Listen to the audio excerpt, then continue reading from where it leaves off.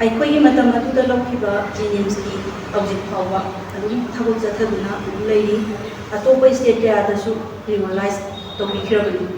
May 3, 2021 Ministry of Health and Family Welfare letter number Z20015/43/2021 की notification COVID Warrior Association की Executive Secretary बनने लगे जबनी मसी June 14, 2026 COVID Warrior की ओइबा press conference तौजबगी मरमदी through proper channel दा DPC फंगतुना 31 July 2020 दा पांथोक्तुना लौबिखिबनी ताम अहुमलकसु extend तौबिख्रबनी ꯃꯌꯥꯝꯅ ꯀꯤꯅꯔꯕ ꯐꯨꯀꯠꯆꯔꯕ ꯍꯪꯒꯣꯏꯔꯕ ꯃꯅꯤꯄꯨꯔꯗ ꯑꯍꯥꯟꯕ COVID-19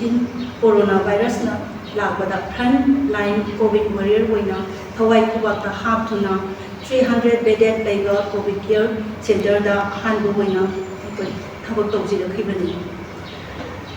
ꯑꯩꯈꯣꯏꯒꯤ ꯃꯇꯝ ꯑꯗꯨꯗ ꯂꯧꯈꯤꯕ ꯖꯦꯅꯤꯝꯁꯀꯤ ꯍꯧꯖꯤꯛ ꯐꯥꯎꯕ ꯑꯗꯨꯝ ꯊꯕꯛ ꯆꯠꯊꯗꯨꯅ ꯑꯗꯨꯝ ꯂꯩꯔꯤ ꯑꯇꯣꯞꯄ ꯁ꯭ꯇꯦꯠ ꯀꯌꯥꯗꯁꯨ ꯔꯤꯃꯣꯂꯥꯏꯖ ꯇꯧꯕꯤꯈ꯭ꯔꯕꯅꯤ May 3, 2021 Ministry of Health and Family Welfare letter number Z20015/43/2021 की notification COVID warriors any vacancy लापा मतमदा first priority PBU हाइदुना हाइबा वारंचे सु लेख्रबनी अदुगा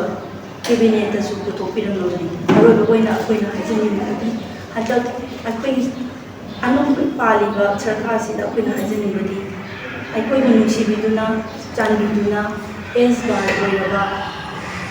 पैखा अमुक हने थाबा यारबा कोविड वॉरियर्स सिंगा